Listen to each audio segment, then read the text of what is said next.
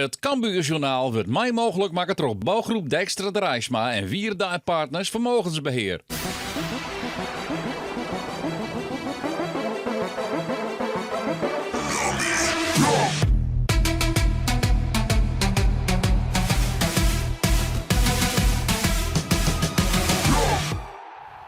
Welkom bij een nieuw Cambuurjournaal. Na de 2-0 overwinning op NEC reist het Cambuur aan naar Maastricht voor de volgende tegenstander MVV.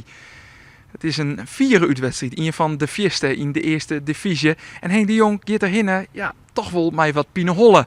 Er zijn namelijk problemen in de verdediging van Cambuur. Schouten, Bangura en Sambisa ontbreken Savisa.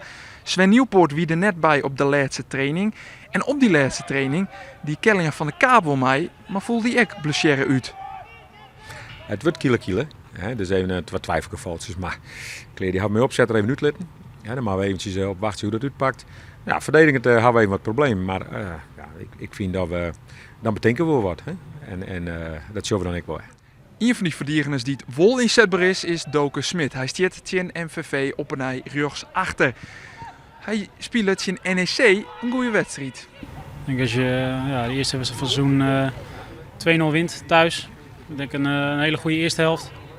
En een tweede helft waar je 2 keer op het juiste moment denk ik een goal maakt. Dus een goed gevoel. Er was ook nog verkeersen in het elftal van de weken van de eerste divisie. Zei dat daar nog wat?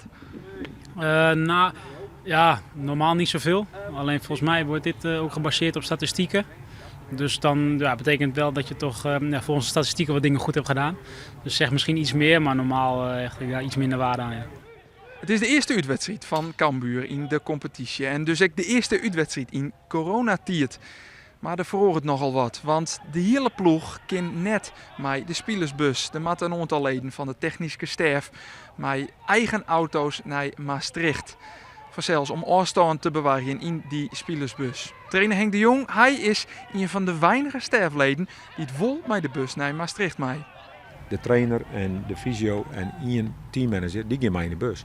Dan gaan we alles proberen netjes te regelen. Dat iedereen een eigen plakken, dat er ruimte tussen zit. Nou ja, en dat vinden we belangrijk. We willen wel proberen het goede voorbeeld te aan. Maar ik voor de veiligheid gewoon. Daar moeten we toch om denken. Er wienen vooral wat twijfels over de opstelling. Twijfels binnen de net over Robert Muren. Die staat vanzelfs gewoon in de spits. En goed nieuws voor Cambuur is dat Sven Nieuwpoort efterin dochs gewoon spelen kan. Vertrouwde naam, want het is al de spelers die stieren vliegen weekends in NEC ek in de basis. Na een busreis van 330 kilometer liep het dat die kilometers nog wel wat in de forten zitten bij Cambuur. Want de eerste goede kans van de wedstrijd is voor MVV. Dit is Juri Schrooien, 1 op 1 met Sonny Stevens. Maar om onbegrijpelijke redenen jouwt hij de bal gaat er net voor eigen succes. Juri Schrooien wie dat. Dit is Thibaut van Akker die het uithelt. Maar ja, de kans wie toch echt voor deze noemer Alve. Juri Schrooien die het uithelje matten hier. Dat dochter net gelukkig voor Cambuur dat dan het initiatief in de wedstrijd oorneemt. Dit is Doke Smit die het mij naar voren komt. Vindt Antonia. Die bal komt dan in de hand van Jérôme Deon. Dat shut de skiertruchter en dus krijgt Cambuur een vrijtrap op een hele mooie plak. Op een meter als 20 van de goal. Oerduidelijk deze handsbal. En die bal die leidt mooi van Robin Moulin en van Mees Hoedemakers die het erbij stiert. Moulin is uiteindelijk degene die het hem neemt. En prachtig vleent die bal erin. Robin Moulin, de Franse middenvelder, hij zet Cambuur na nog een minuten voetballen op een 1-0 voorsprong.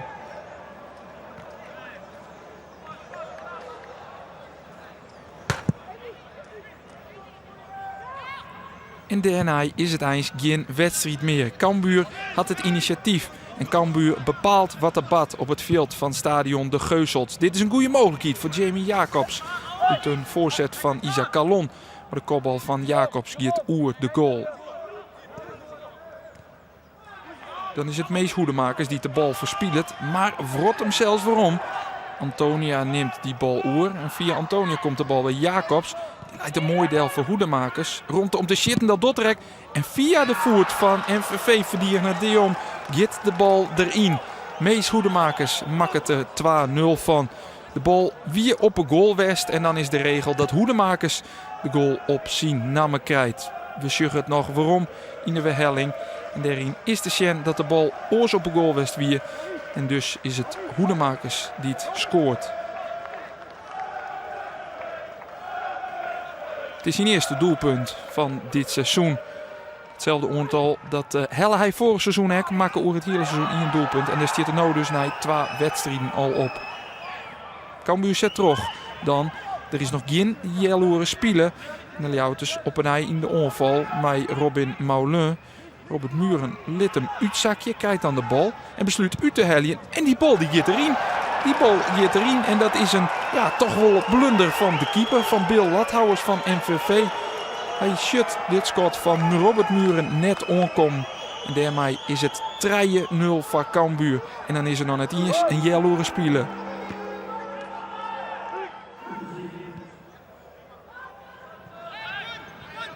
MVV had op het eigen Keungsgasveld in de Geuselt niet te vertellen. Cambuur domineert. Dit is een goede onderschepping van Mees Hoedemakers. Die zwaart er namelijk voor dat de bal naar de rechterkant kan. Antonia komt met de voorzet en Robert Muren is een spits. En dat liet hij Jesjen. Wat een prachtig doelpunt en een echte spitse goal. Daar had MVV-keeper Lathouwers geen antwoord op. En datzelfde geldt voor Kai Herings en Gaston Salasiva. En dat het een echte spitsgoal is, zorgen we onderin actie naar de eerste peel. En met de binnenkant van de voet, Fjouwer 0 meidje.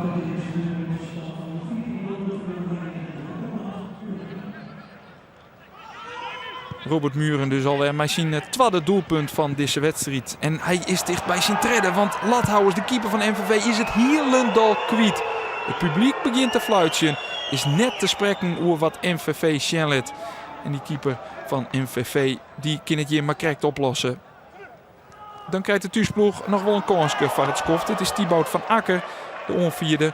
Maar zien Scott uit die hoekskop vanuit de rechterkant gaat oer het goal van Sonny Stevens.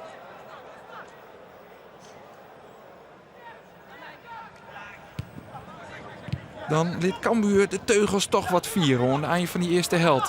Het inleveren is van Doke Smit. Die mat dan in de achtervolging bij Deon. En er is contact. Dus leidt scheidsrechter Sander van der Eyck de bal op de penaltystip. Smit kan het net leeuwen en krijgt een gele kaart. Maar het is echt weer. Het is een strafschop. Is het dreig te zien of er echt contact is? Juri Sooyen is de man die hem bemoeit met dit soort kansjes. En dat zul je zien laten zien Sonny Stevens. Sooyen scoot de bal namelijk in de hoeken en maakt het er 1-4 van.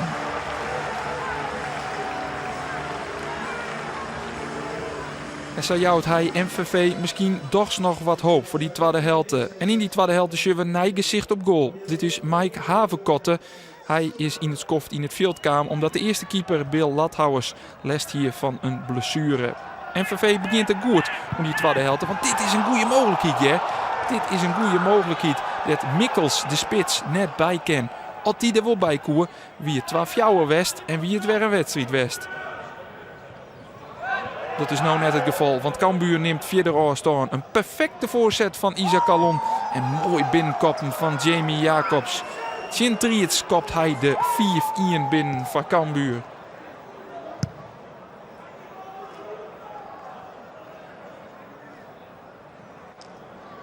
Het is het eerste doelpunt van Jamie Jacobs dit seizoen. En er zullen Griff nog volle meer volgen. Wat er het kijkt zo goed docht als het vorige seizoen. Dit is Robin Moulin die de bal naar Muren speelt. Komt de bal uiteindelijk bij Calon. Maar die inzet die wordt pakt door Havenkotte. Dit hier de zijzienwijze matten van de voet van Isaac Calon.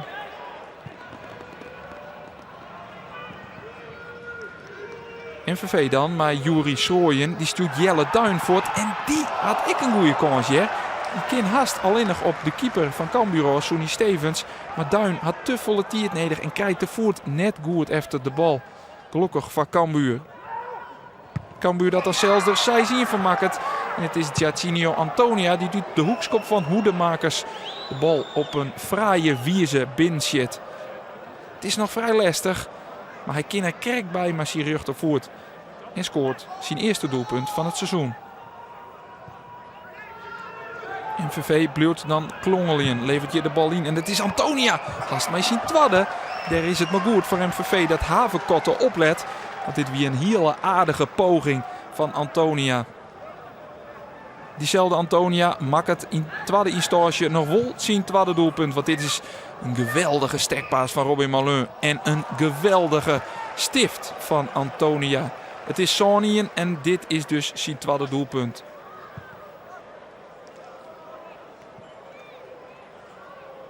En je kan je afvragen, Hokker is nou mooier. De paas of de goal? Ze meiden beide wijzen. Dan in de slotfase kan Cambuur een clubrecord pakken. Namelijk die van de grootste uitoefening eer. Die stiert op het stuit op een 6-0. Het is een jong Ajax. En mijn Sonny even na het Cambuur dat dus. Maar als er nog een meidje, hebben ze dat clubrecord te pakken. Die kans die komt hier via Robin Moulin vanuit de linkerkant. Marcin Scott keert in de peel. Het blijft bij Sonny. En dus geen nieuw clubrecord, maar een evenaring daarvan. Cambuur wint in Maastricht. Maar hele duidelijke cijfers. Ik heb wel genoten, ja. Ik vond echt dat we goed speelden. Natuurlijk uitslag waar je u tegen zegt. 7-1, als ik het goed heb. Nee, daar ben ik echt super trots op. En ik vind echt dat we het goed gedaan hebben als team. En volgens mij ook veel verschillende doelpunten maken. Dat zegt ook al wat. De man die deze paas jouwt is Jontly van der Meer.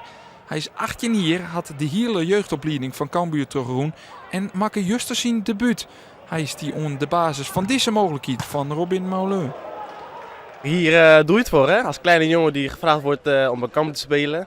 Dan doe je het om hier uiteindelijk te spelen. En dat dat gebeurt, dat is natuurlijk geweldig. Dat is, ja, dat kan je eigenlijk niet beschrijven. Eigenlijk van alles gaat er doorheen. Jonkje vanuit de DPP bij Cambuur komen. We willen eigenlijk meer in de toekomst naar je jeugd. Hè, wat Trobrekken kent, dat is mooi voor de jeugdopleiding. Nou, ik hoop dat dit een stimulans is voor iedereen. Ja, ik ben 18 jaar. Ik speel echt mijn hele leven al bij Cambuur. Ik ben een vrij rustig persoon. Misschien merk je het nu ook wel. Maar ik heb altijd al dit willen doen, zeg maar. Omdat anders doe ik het niet. Dus ik ben hartstikke blij dat ik het gedaan heb. En meer kan ik eigenlijk ook niet over zeggen dan dat ik echt super blij ben. Nou genieten we van die fjouwerroen in die bus. Want ik kan beter in je song winnen dan in je spelen. Vorig jaar werd je 0-0. Je moest niet komen weer waarom. 3,5 uur. Is wel lang hè, in de bus. Aardig rit, ja. Ja, we moeten even herstellen, even ontspannen. Even, misschien als het lukt een dutje doen. Maar nee, 3,5 uur, we mogen. Lekker. Ja, zo'n busreis wordt vanzelfs een heel stuk noffelijker als je mij zo'n in winnen. Cambuur stiert boppen on met 6 punten uit 2 wedstrijden. Datzelfde geldt voor Roda JC. En op het tweede plak Telstar met 4 punten uit 2 duels. Orenclubs hebben nog maar 1 wedstrijd spelen, komen Joert of Moon in actie. Dieren dank voor het zien naar dit Cambuur journaal. Cambuur stiert na 2 wedstrijden op een 100% scoren. 6 punten uit 2 wedstrijden. Na je weekend ben we er weer. Dan speelt Cambuur op vreed de thuiswedstrijd tegen Go Ahead Eagles. Ontal.